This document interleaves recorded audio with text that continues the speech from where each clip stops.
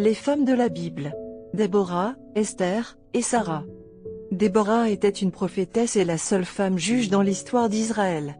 Son histoire peut être considérée comme un exemple d'un leader fort qui a aidé les Israélites en temps de crise.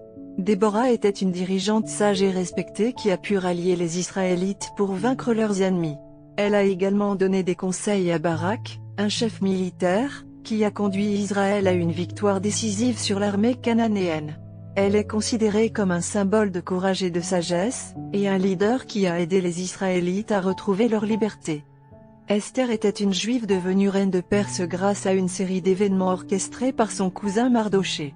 Elle a caché son identité juive au roi, jusqu'à ce que Mardochée l'encourage à la révéler à cause du complot d'Aman visant à exterminer tous les juifs de l'Empire perse. Esther s'est avérée juive et le roi a été indigné par le plan d'Aman. Il a publié un édit permettant aux Juifs de se défendre contre leurs agresseurs, et nombre de leurs ennemis ont été tués. L'histoire d'Esther nous rappelle le pouvoir du courage et l'importance de défendre nos convictions. Son histoire est aussi un rappel de la puissance de la providence de Dieu. Selon la Bible, Sarah était la femme d'Abraham et la mère d'Isaac, qui est considérée comme l'ancêtre des Israélites.